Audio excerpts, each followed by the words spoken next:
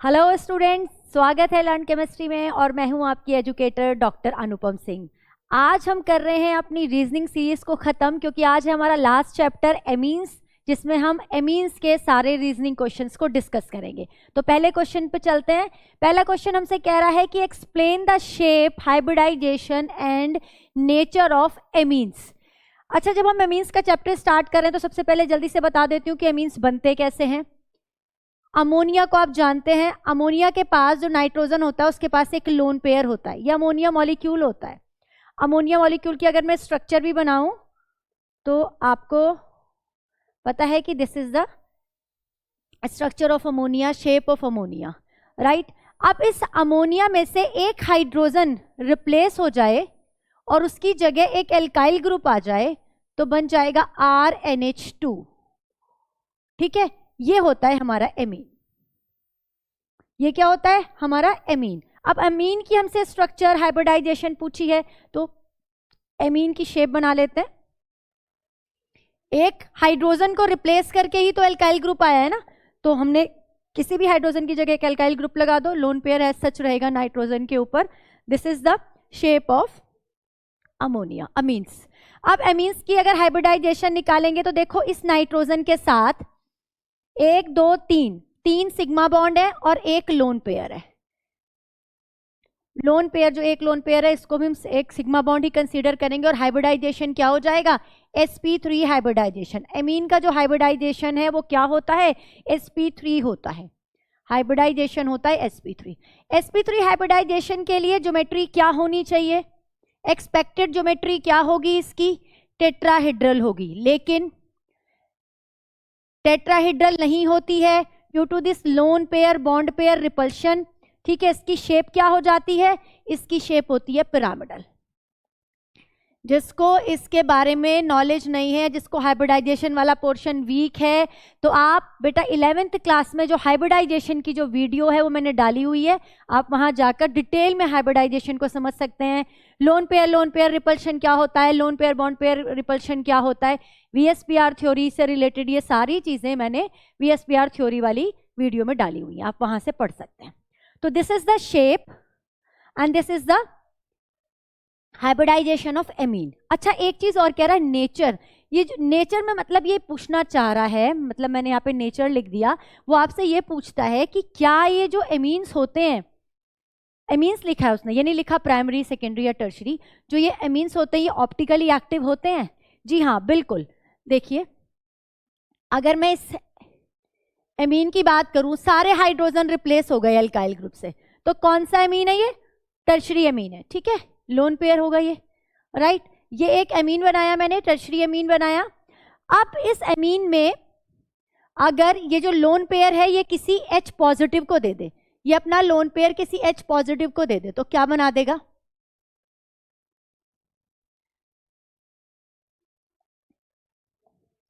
ये बन जाएगा।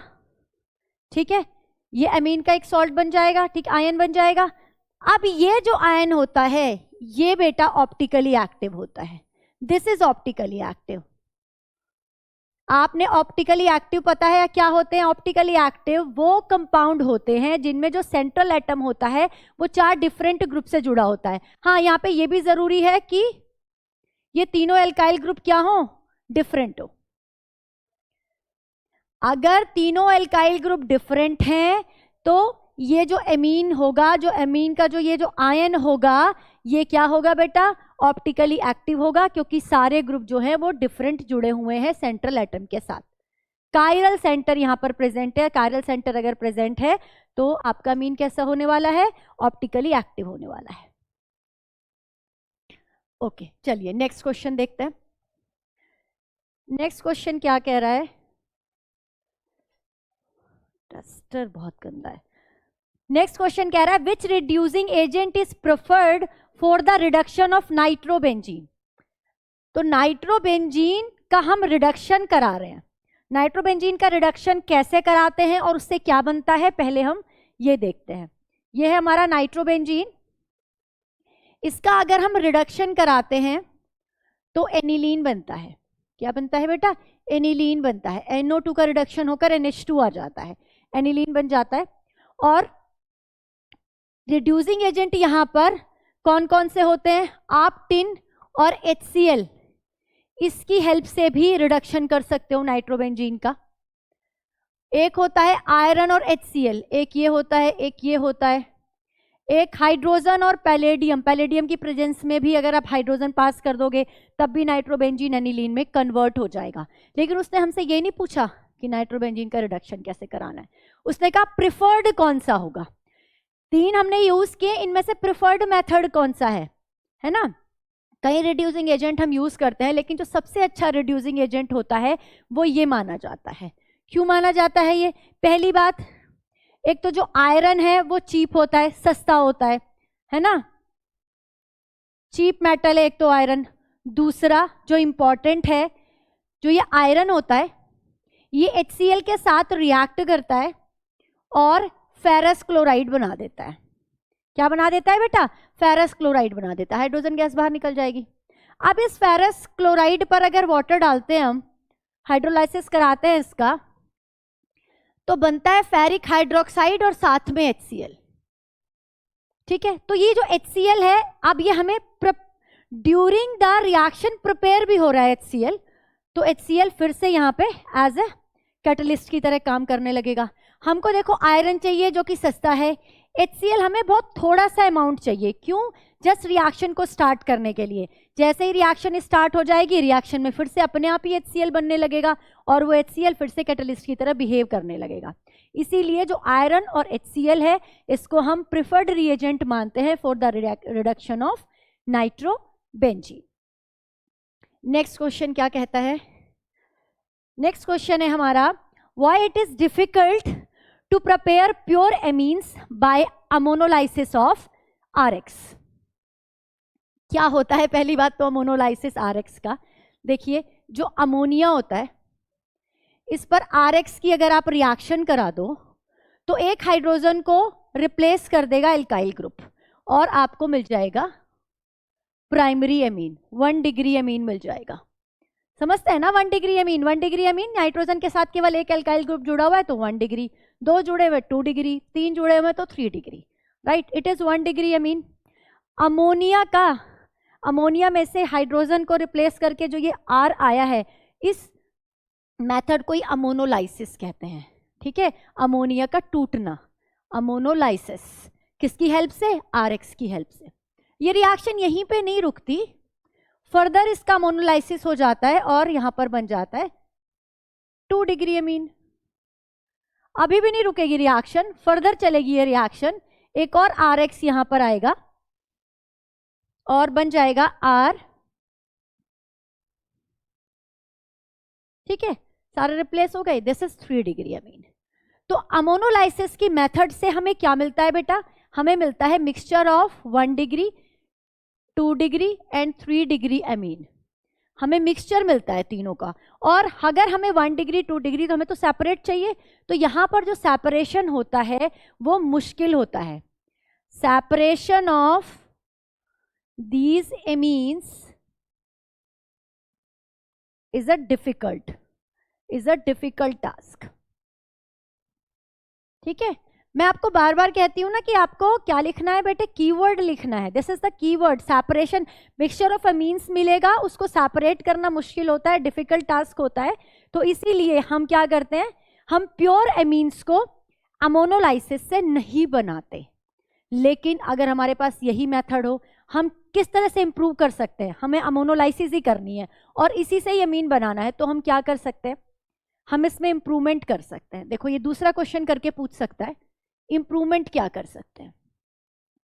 अगर हम अमोनिया का अमाउंट लिमिटेड कर दें, अमोनिया का जो अमाउंट है वो लिमिटेड कर दें, लिमिटेड अमाउंट ऑफ अमोनिया हमारे पास हो, limited amount of ammonia, sorry, अगर अमोनिया का मेरे पास लिमिटेड अमाउंट है और RX मेरे पास, इसका मतलब एक्सिस में है, RX एक्सिस में है, तो ये फटाफट अमोनिया की तीनों हाइड्रोजन को हटा देगा और हमें इस तरीके से 3 डिग्री अमीन मिल जाएगा और हमें एक प्योर अमीन मिल गया 3 डिग्री। ठीक है, दूसरा क्या तरीका है? अगर हम लिमिटेड अमाउंट लें, किसका? एल्काइल हैलाइड का, एल्काइल हैलाइड का लिमिटेड अमाउंट लें, इस पर लिमिट लगा दें, इसको लिमिटेड कर दें और इसको एक्सिस में कर दें। अगर ये एक्सिस में है और ये लिमिटेड है तो ये सिर्फ एक ही हाइड्रोजन को रिप्लेस कर पाएगा और हमें यहाँ पर प्योर 1 डिग्री एमीन मिल जाएगा। तो यहाँ पर हमने अमोनोलाइसिस डिस्कस किया, अमोनोलाइसिस के ड्रॉबैक डिस्कस किए और इसको हम कैसे इंप्रूव कर सकते हैं ये डिस्कस किया। तो क्वेश्चन आपको अमोनोलाइसिस से कैसे भी पूछ ले आप आंसर कर सकते हो। नेक्स्ट क्वेश्चन देखते हैं बच्चे। अगला क्वेश्चन हमें क्या कह रहा है, लोअर एमीन्स, ये कह रहा है हमें लोअर अमीन्स, जो छोटे अमीन्स हैं हमारे, आर वाटर सॉल्युबल। एक्सप्लेन करें एमीन्स की सॉल्युबिलिटी इन वाटर। देखते हैं, देखो एक मेरे पास ये एमीन है, मतलब ये अल्काइल ग्रुप छोटा है मेरे पास, मान लो ये है CH3NH2, और मैं एक बड़ा अल्काइल ग्रुप वाला अगर एमीन लूं,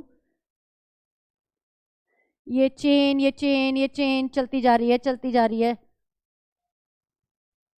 ठीक है, लोन पेयर है, बिल्कुल है लोन पेयर है। हाइड्रोजन बॉन्ड बनाएगा, बिल्कुल हाइड्रोजन बॉन्ड बनाएगा यहां से, ठीक है, ये भी हाइड्रोजन बॉन्ड बना लेगा। हाइड्रोजन बॉन्ड तो दोनों बना रहे हैं, सॉल्युबिलिटी तो दोनों की सेम होनी चाहिए, लेकिन जो छोटे एमीन्स होते हैं जिनमें एल्काइल चेन छोटी होती है, छोटे एमीन का मतलब लोअर मेंबर का मतलब एमीन तो वही रहेगा, सिर्फ R ही तो बढ़ेगा बेटा, नंबर ऑफ कार्बन चेन ही तो बढ़ेगी। जो जिनमें नंबर ऑफ कार्बन चेन कम है वो सॉल्युबल होंगे। उसका रीजन ये है कि जो ये R ग्रुप होता है, ये कैसा होता है नेचर में, हाइड्रोफोबिक होता है। कैसा होता है नेचर में, R is hydrophobic in nature. तो जैसे जैसे हाइड्रोफोबिसिटी बढ़ेगी, कैसे बढ़ेगी हाइड्रोफोबिसिटी, जैसे जैसे R बढ़ेगा, R यानी कि नंबर ऑफ कार्बन बढ़ेंगे, सॉल्युबिलिटी क्या हो जाएगी, solubility of amines decreases in water. इसीलिए लोअर मेंबर क्या होते हैं, वाटर में सॉल्युबल होते हैं, लेकिन जो हायर मेंबर होते हैं वो इनसॉल्युबल होते हैं। ठीक, अगले क्वेश्चन की बात करते हैं। ओहो, ये तो और भी ज्यादा ब्लैक होता जा रहा है।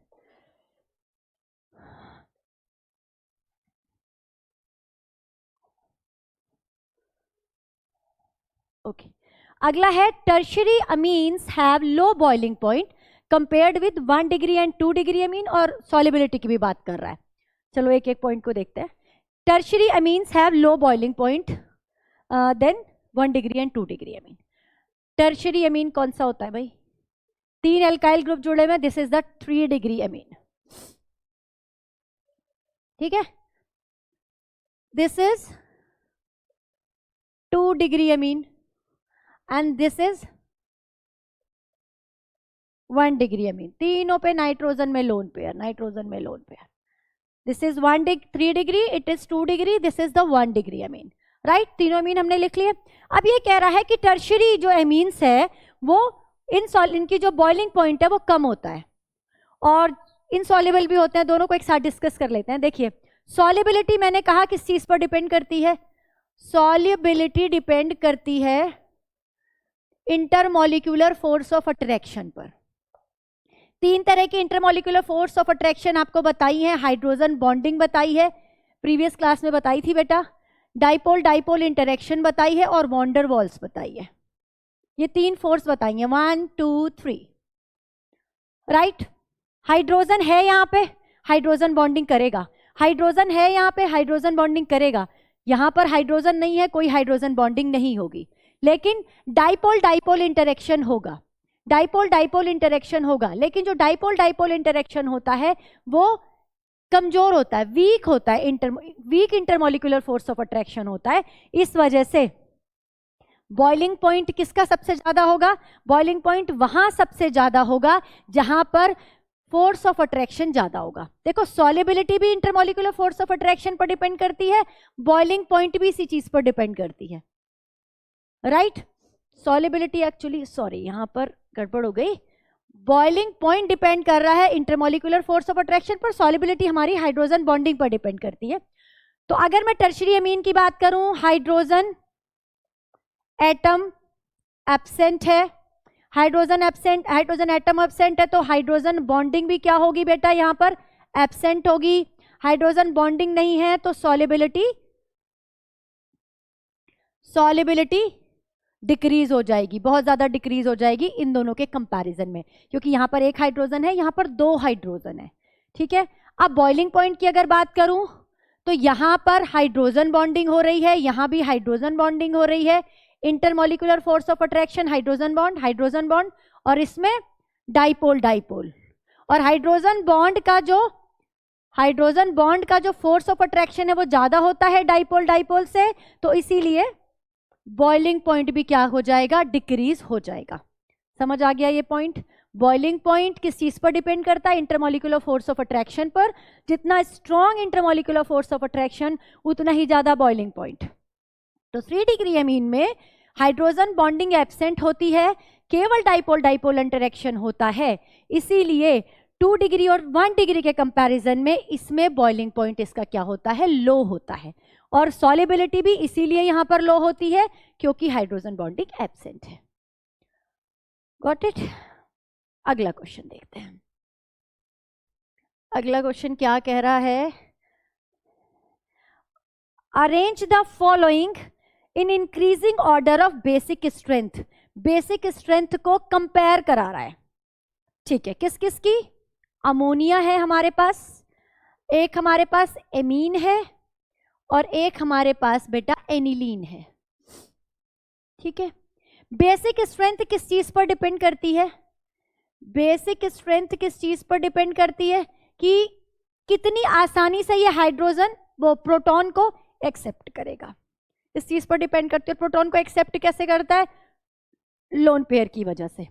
तो हम ये कह सकते हैं कि बेसिक स्ट्रेंथ डिपेंड करती है अवेलेबिलिटी ऑफ लोन पेयर पर डिपेंड करती है। नोट कर लेंगे ये चीज। एमीन्स में जो बेसिक स्ट्रेंथ होती है वो किस चीज पर डिपेंड करती है, अवेलेबिलिटी ऑफ लोन पेयर पर डिपेंड करती है। तो मैम यहां तो नाइट्रोजन पर लोन पेयर तीनों में है, इस पर भी है, इस पर भी है, और इस पर भी है, तीनों में अवेलेबल है लोन पेयर। तो तीनों की जो बेसिसिटी होनी चाहिए, बेसिक स्ट्रेंथ होनी चाहिए, वो सेम होनी चाहिए। लेकिन क्या ये लोन पेयर डोनेशन के लिए अवेलेबल है, देखते हैं। अमोनिया के साथ लोन पेयर प्रेजेंट है, ये किसी के भी साथ किसी भी प्रोटॉन को एक्सेप्ट करके अमोनियम आयन बना सकता है। इस केस में क्या है, अगर मैं से थोड़ा सा बॉन्ड दिखाऊं यहाँ पे, तो आर है, this is a alkyl group. Alkyl group कैसे होते हैं बेटा, इलेक्ट्रॉन रिलीजिंग ग्रुप होते हैं। कैसे होते हैं, इलेक्ट्रॉन रिलीजिंग ग्रुप होते हैं। इलेक्ट्रॉन रिलीजिंग क्या करते हैं, इलेक्ट्रॉन को अपने से दूर भेजते हैं, यानी कि नाइट्रोजन पर भेजेगा।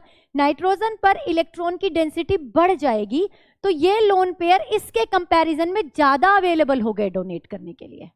ये बात समझ में आ रही है। यहां पर नॉर्मली नाइट्रोजन के ऊपर लोन पेयर है, लेकिन यहां पर जो नाइट्रोजन का लोन पेयर है उस पर जो एल्काइल ग्रुप है वो पुश दे रहा है और भी ज्यादा। ठीक है, एक तो आप चाहते हो कि आप पढ़ना चाहते हो, आपको पढ़ना है, दूसरा आपके पेरेंट्स भी आपको हेल्प कर रहे हैं, पुश कर रहे हैं कि नहीं नहीं आपको पढ़ना चाहिए। चारों तरफ का माहौल ही ऐसा बना हुआ है कि जो आपको मेहनत करने के लिए, पढ़ने के लिए मोटिवेट कर रहा है, तो आपकी जो एफिशिएंसी होगी पढ़ने की वो बढ़ जाएगी ना। इसी तरह इस नाइट्रोजन की एफिशिएंसी बढ़ गई इलेक्ट्रॉन पेयर को देने की, तो यहां पर बेसिक नेचर ज्यादा हो जाएगा कंपैरेटिव टू दिस अमोनिया। यहां तक क्लियर हुआ। अगला देखते हैं, दिस इज एनिलीन। एनिलीन में जो ये NH2 है, इसका जो लोन पेयर है वो कहाँ जाएगा, वो इधर जाएगा, क्योंकि ये जो फिनाइल ग्रुप है ये इलेक्ट्रॉन विड्रॉइंग ग्रुप इफेक्ट रखता है। ये जो फिनाइल ग्रुप है ये कैसा इफेक्ट रखता है, इलेक्ट्रॉन विड्रॉइंग इफेक्ट रखता है। इलेक्ट्रॉन को रिंग में खींचेगा, जो रिंग है वो इलेक्ट्रॉन पेयर को अपनी तरफ खींचेगी। तो ये जो लोन पेयर हैं वो क्या हो गए हैं, lone pair are involve in conjugation. अब जब ये कॉन्जुगेशन में इन्वॉल्व हो गए हैं तो अब ये रेडी नहीं है डोनेट करने के लिए, राइट। तो अवेलेबिलिटी ऑफ लोन पेयर क्या हो गई है, कम हो गई है। तो अगर अब मैं इसका ऑर्डर निकालूं तो भाई यहां तो लोन पेयर भी है, माहौल भी ऐसा ही बना हुआ है, एनवायरनमेंट भी ऐसा ही बना हुआ है, आर धक्का दे रहा है इलेक्ट्रॉन को। तो सबसे ज्यादा नाम ही लिख लेते हैं इसका, RNH2। सबसे ज्यादा बेसिक RNH2 होने वाला है। उसके बाद अमोनिया लोन पेयर है, ठीक है, ना तो कोई रोक रहा है लोन पेयर देने से, ना ही कोई पुश कर रहा है, ठीक है। तो इसके बाद ये आएगा, ठीक है। Next aniline.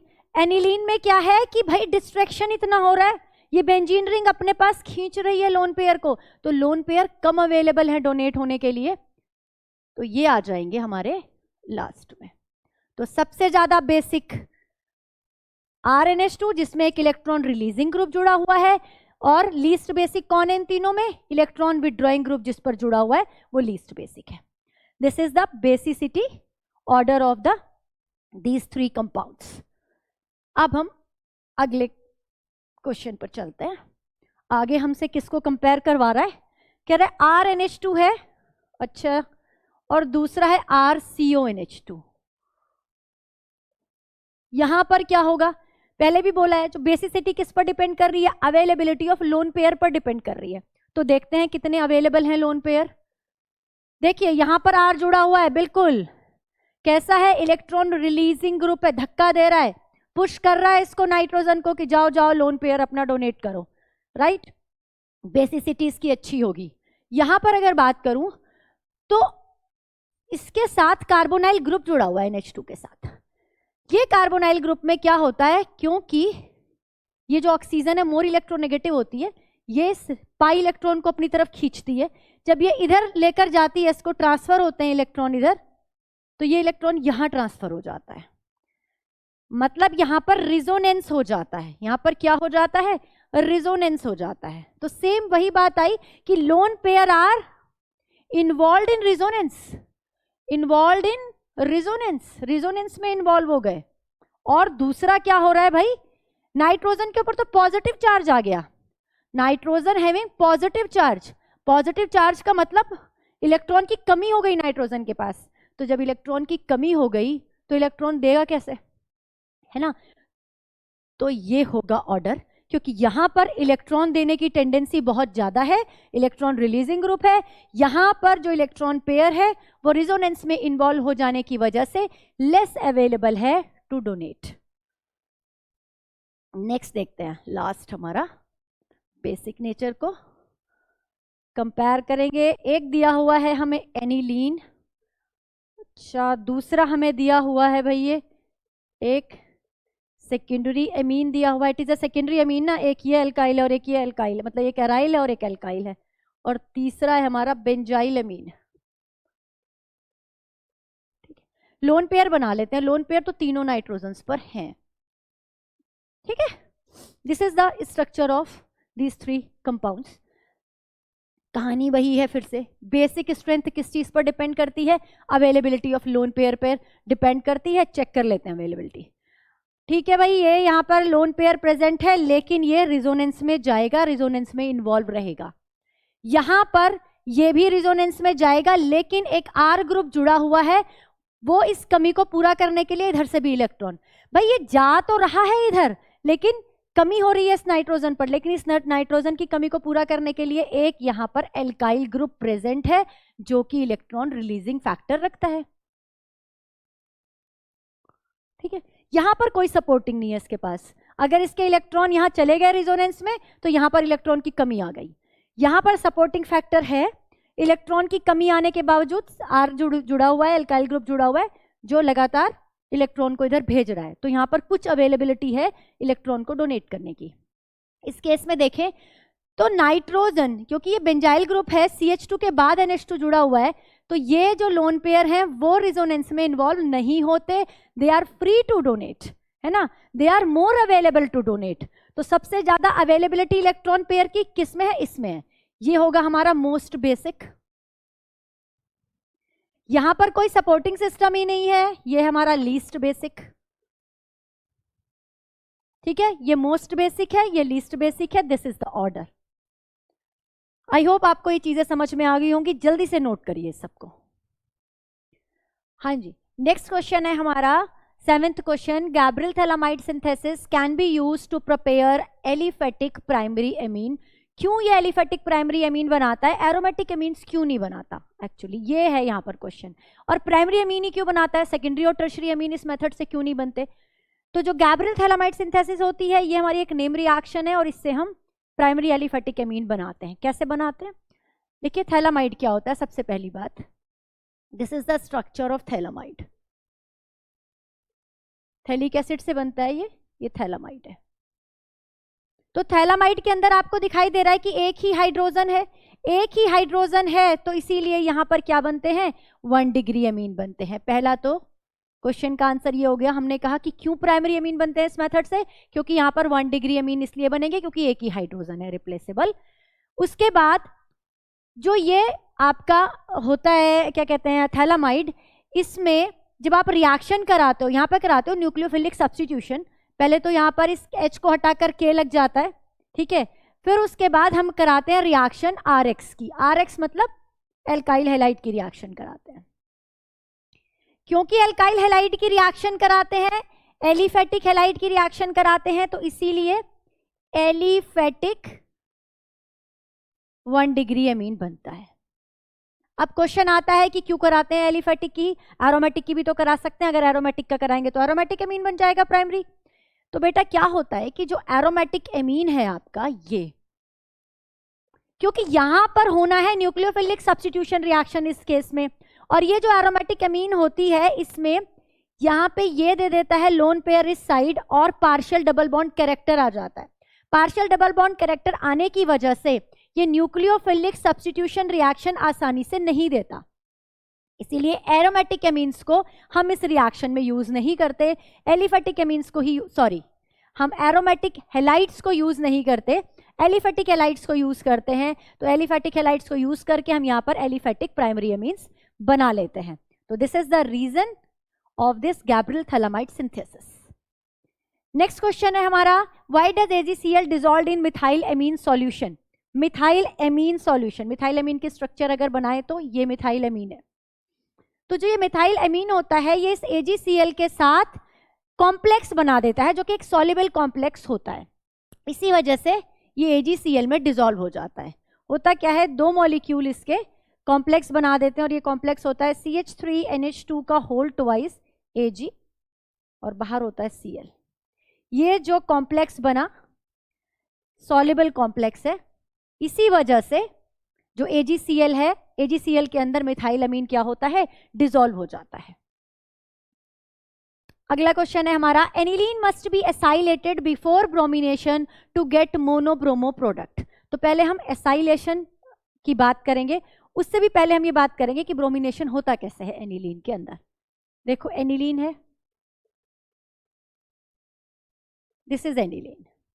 इसमें अगर मैं ब्रोमीन एक्वस ब्रोमीन वाटर या एक्वस Br2 लिखूं, तो अगर जब मैं इसका ब्रोमिनेशन कराती हूं तो मुझे यहां पर मोनोब्रोमो डेरिवेटिव नहीं मिलता, यहां पर मुझे मिलता है ट्राइब्रोमो एनिलीन।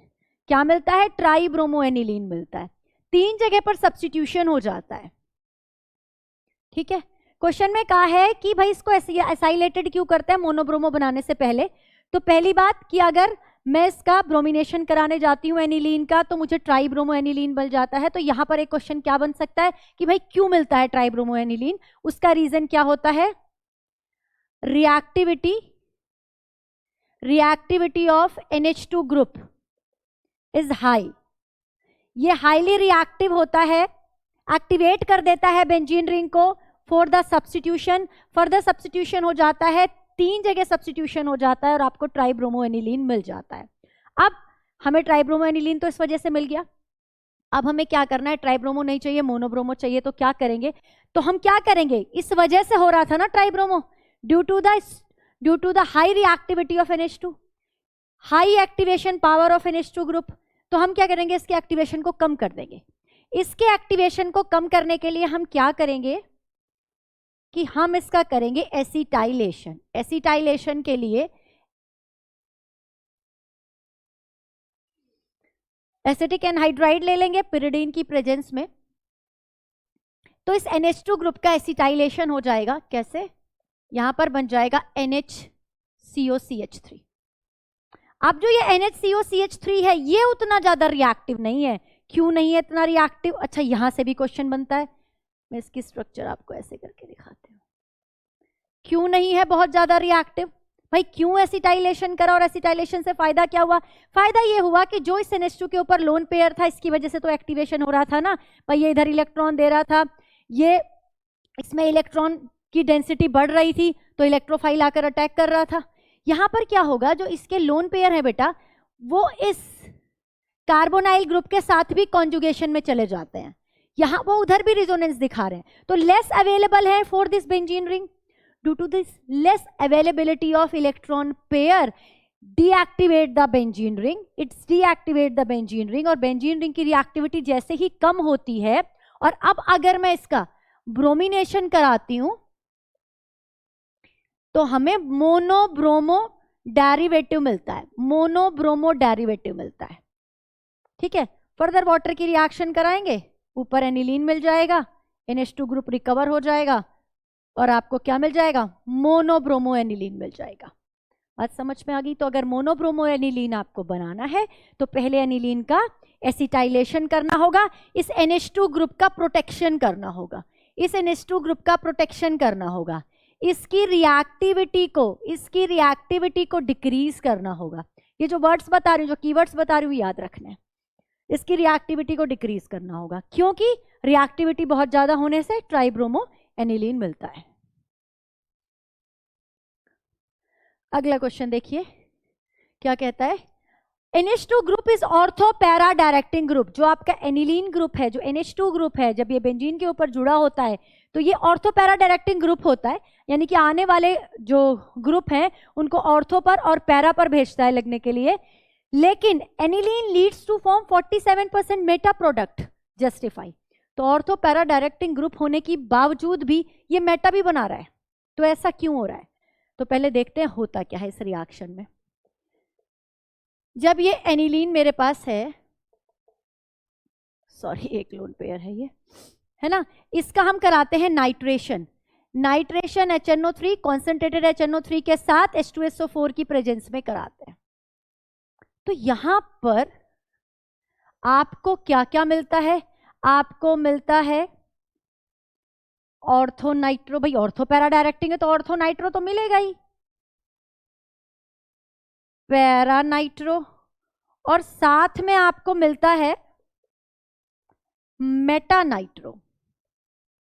ठीक है, और ऑर्थो नाइट्रो तो सिर्फ 2% मिलता है, पैरा 51% मिलता है, और ये आपको मेटा 47% मिलता है। मेटा तो ये है भी नहीं, तब भी ये मेटा का इतना ज्यादा अमाउंट दे रहा है, 47% दे रहा है। This is the reaction of nitration. तो पूछ रहा है कि ऐसा होता क्यों है? देखिए, जो ये एनिलीन है ये रिएक्ट कर रहा है जब इस एसिडिक कंडीशन में, तो यहां पर क्या है? एसिडिक कंडीशन है। कैसी कंडीशन है बेटा? एसिडिक कंडीशन है। एसिडिक कंडीशन होने की वजह से जो ये एनिलीन है ये एनिलीनियम कैटायन बना देता है, ये एनिलीनियम कैटायन बना देता है, and this anilinium cation is Meta directing in nature. It is Meta directing in nature. Meta directing होने की वजह से ये यहां पर मेटा प्रोडक्ट देता है। मेटा डायरेक्टिंग होने की वजह से ये यहां पे क्या देता है? मेटा प्रोडक्ट देता है। अब अगर आपको क्या करना है, केवल मोनो डेरिवेटिव बनाना है, तो आप क्या करोगे? फर्दर आप क्या करोगे? इसका प्रोटेक्शन कर दोगे, इसका एसिटाइलेशन कर दोगे, एसिटाइलेशन कर दोगे, और फिर इसका नाइट्रेशन करोगे अगर, तो आपको पैरा नाइट्रो एनिलीन मिल जाएगा। राइट? तो नाइट्रेशन, मोनो ब्रोमो डेरिवेटिव चाहिए तब भी आपको करना है, मोनो नाइट्रो डेरिवेटिव चाहिए तब भी आपको इसका क्या करना पड़ेगा? एसिटाइलेशन करना पड़ेगा प्रायर टू नाइट्रेशन और ब्रोमिनेशन। नेक्स्ट है aniline does not undergo Fidel-craft reaction. बहुत इंपॉर्टेंट है, बहुत इंपॉर्टेंट है, बार बार ये भी इंपॉर्टेंट है, ये भी इंपॉर्टेंट है, बड़े अच्छे क्वेश्चन हैं ये। फिडेल-क्राफ्ट रिएक्शन, अच्छा देखो, फिडेल-क्राफ्ट रिएक्शन के अंदर क्या होता था? एनहाइड्रस AlCl3 एक कैटलिस्ट लेते थे हम, क्योंकि ये इलेक्ट्रोफाइल के फॉर्मेशन में हेल्प करता है। राइट? तो जब एनिलीन है हमारा, इसका आप फिडेल-क्राफ्ट कराओगे, फिडेल-क्राफ्ट में क्या करोगे? CH3Cl एल्काइल हैलाइड के साथ रिएक्शन कराओगे इन प्रेजेंस ऑफ AlCl3। अब जो ये एनिलीन है इट इज अ बेस, भाई इलेक्ट्रॉन पेयर डोनेट कर सकता है, एबिलिटी है, बेस है। और जो ये AlCl3 है, कौन सा बेस है? लिविस बेस है। ये जो है ये लिविस एसिड है, लिविस एसिड है। तो ये इससे रिएक्शन करने की बजाय इसके साथ रिएक्शन कर लेगा और एक सॉल्ट बना देगा, इसके साथ रिएक्शन कर लेगा और एक सॉल्ट बना देगा। कैसे? ये जो इलेक्ट्रॉन पेयर है भाई, इसके पास तो बेस है, इसके पास तो इलेक्ट्रॉन पेयर ज्यादा है और इसके पास है कमी, ये भूखा नंगा है। तो ये क्या करेगा? इसको दे देगा, ले भाई तू ले ले, और इसको डोनेट कर देगा इलेक्ट्रॉन पेयर, एक कोऑर्डिनेट बॉन्ड बना देगा। ये बन गया सॉल्ट। एसिड और बेस ने रिएक्ट करके सॉल्ट बना दिया, तो ये अपनी इन्होंने रिएक्शन कर डाली। तो यहां पर क्या होगा? फिडेल-क्राफ्ट रिएक्शन नहीं होगी इन केस ऑफ एनिलीन। अगला क्वेश्चन क्या है भाई हमारा? अगला है why aryl diazonium salt are more stable than alkyl diazonium salt. क्या होते हैं डाइएजोनियम? एनिलीन का करा देते हैं डाइएजोटाइजेशन, HNO2 और HCl की प्रेजेंस में रिएक्शन। इन सीटू फॉर्मेशन होता है यहाँ पर NaNO2 का, सॉरी हाँ, HNO2 और HCl के साथ रिएक्शन कराते हैं, तो यहां पर बनता है डाइएजोनियम क्लोराइड। ठीक है, जो ये डाइएजोनियम क्लोराइड होता है ये एक सॉल्ट होता है। ठीक है, तो जो ये डाइएजोनियम सॉल्ट है ये कह रहा है कि ये स्टेबल होता है, लेकिन जो एल्काइल एजोनियम सॉल्ट है ये जो हमारा होता है ये स्टेबल नहीं होता। उसका रीजन पूछ रहा है। देखिए यहां पर कौन है? यहां पर ये रिंग है, रिंग की वजह से जो ये रिंग है ये +R इफेक्ट शो करती है, +R इफेक्ट शो करती है। ये जो बेंजीन डाइएजो ग्रुप है, जो ये आयन है, ये क्या होता है? रिजोनेंस स्टेबलाइज हो जाता है, रिजोनेंस स्टेबलाइज हो जाता है। लेकिन इस केस में क्या होता है? कोई रिजोनेंस नहीं होता, यहां पर होता है +I इफेक्ट। इधर इलेक्ट्रॉन भेज रहा है, ठीक है, यहां पर +I इफेक्ट लग रहा है, यहां पर +R इफेक्ट लग रहा है। और आपको मैंने पहले भी बताया +R को प्रेफरेंस देते हैं +I से ज्यादा, रिजोनेंस को प्रेफरेंस देते हैं हर एक इफेक्ट से पहले, चाहे इलेक्ट्रोमेरिक हो रहा हो, आयन इंडक्टिव हो रहा हो, वहां पर हाइपर कॉन्जुगेशन हो रहा हो, उन सब में सबसे स्ट्रॉन्ग कौन सा है? रेजोनेंस है। तो रेजोनेंस को प्रेफरेंस देते हैं, तो +R इफेक्ट की वजह से ये रेजोनेंस स्टेबलाइज हो जाएगा। इसीलिए जो डाइएजोनियम कैटायन है in case of aryl group ये ज्यादा स्टेबल होता है कंपैरेटिव टू एल्काइल। अगला क्वेश्चन देखेंगे जल्दी से। In gaseous phase basic strength of amine is 3 degree, 2 degree and 1 degree. बेटा इसको आराम से समझेंगे हम। 3 डिग्री अमीन बनाती हूं पहले। This is the 3 degree amine and this is 2 degree अमीन, और ये हो गई आपकी 1 डिग्री अमीन। ठीक है, तो हमें कहा है कि गैसियस फेज में दे रखे हैं ये तीनों एमीन्स। कौन से फेज में? गैसियस फेज में।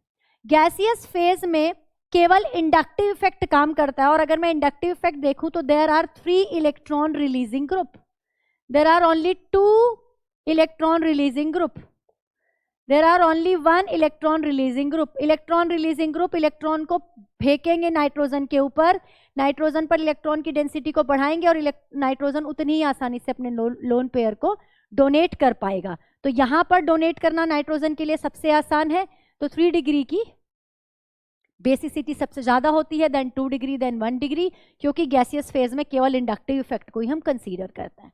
अगला क्वेश्चन है explain the basic strength of amine in solution. Solution के केस में क्या होता है आपके पास 3 डिग्री, 2 डिग्री, 1 डिग्री अमीन में? देखो जब सॉल्यूशन होता है हमारे पास, एक्वस सॉल्यूशन होता है, तो यहां पर 3 इफेक्ट काम करता है। एक तो होता है आपका इंडक्टिव इफेक्ट, इंडक्टिव इफेक्ट तो गैसियस फेज में भी लगाया था हमने, हमें यहां देखना होता है कितने इलेक्ट्रॉन रिलीजिंग ग्रुप है। दूसरा होता है यहां पर सॉल्वेशन इफेक्ट, सॉल्वेशन इफेक्ट भी काम करता है, सॉल्वेशन इफेक्ट कह लो या फिर हाइड्रोजन बॉन्डिंग को कंसीडर करता है कि किसमें कितनी ज्यादा और हाइड्रोजन बॉन्डिंग है। और तीसरा होता है स्टेरिक हिंड्रेंस। ये तीनों फैक्टर मिलकर डिसाइड करेंगे कि किसकी बेसिक स्ट्रेंथ क्या होगी, बेसिक स्ट्रेंथ का ऑर्डर क्या होगा एमीन्स के केस में। देखो गैसियस में तो केवल +I इफेक्ट डिसाइड करता है, but in case of solution ये तीनों इफेक्ट मिलकर डिसाइड करते हैं कि बेसिक स्ट्रेंथ क्या होने वाली है एमीन की। अगर हम इंडक्टिव इफेक्ट लगाएं तो 3 डिग्री में इंडक्टिव इफेक्ट सबसे ज्यादा है, तो 3, 2, 1 this will be the order, right. अगर मैं हाइड्रोजन बॉन्डिंग की बात करूं तो यहाँ एक भी हाइड्रोजन नहीं है, यहाँ पर एक हाइड्रोजन है और यहाँ पर 2 हाइड्रोजन है, तो हाइड्रोजन बॉन्डिंग सबसे अच्छी कहाँ होने वाली है? 1 डिग्री में सबसे अच्छी, देन 2 डिग्री में, देन 3 डिग्री में, ठीक है। तो यहां पर तो ऑर्डर में 3 डिग्री जीत रहा है, यहां पर 1 डिग्री जीत रहा है। लेकिन एक और फैक्टर होता है स्टेरिक हिंड्रेंस। स्टेरिक हिंड्रेंस की वजह से जो ये 3 डिग्री है ये पीछे हो जाता है और हमारा फाइनल ऑर्डर जो आता है वो आता है 2 degree, then 3 degree, then 1 degree. This is the order of basic strength of amines in solution, right. ये बेसिक स्ट्रेंथ आपको समझ में आ गई। गैसियस फेज में बेटा केवल इंडक्टिव इफेक्ट को कंसीडर करेंगे, but in case of solution यहां पर ये तीनों इफेक्ट काम करेंगे, इन तीनों इफेक्ट को कंसीडर किया जाएगा। तो ये हमने सारे क्वेश्चन डिस्कस किए एमीन्स वाले चैप्टर से। आई होप आपकी सारी प्रॉब्लम सॉल्व हो गई होगी, सारे क्वेश्चन क्रिस्टल क्लियर हो गए होंगे, और जो जो मैंने आपको बताए हैं कीवर्ड्स बेटा वो जरूर यूज करने हैं, इलस्ट्रेशन करनी है, प्रॉपर आंसर लिखने हैं। हमारी रीजनिंग सीरीज आज खत्म हो चुकी है और देखते हैं कि अब हम आगे क्या स्टार्ट करेंगे। ऐसे ही पढ़ते रहिए और बढ़ते रहिए। Thank you so much.